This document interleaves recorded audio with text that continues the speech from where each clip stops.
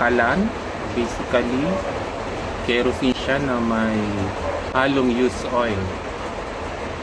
So, ganito ko siya sinisindihan. Gumagamit ako ng torch.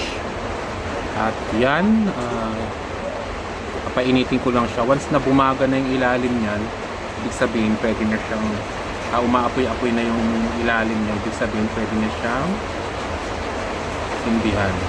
So, maya-maya tingnan natin.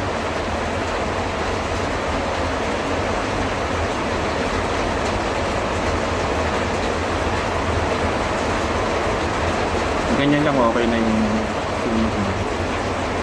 Hindi kailangan lakasan yung torch para matipid din siya sa butane. So, painitin lang po natin. So, ito kerosene na may halong used oil. Mantika basically.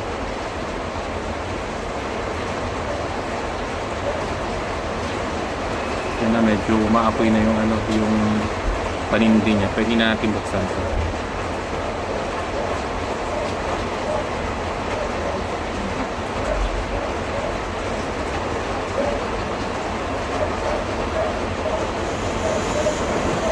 Ayan.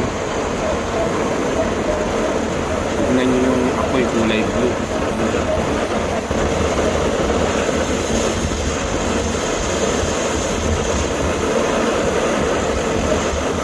Pag ganyan, pwede na yun.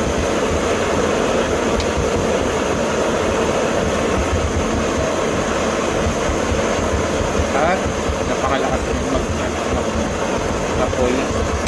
Mag-iinit ako ng tubig. So yan, basically ganyan siya.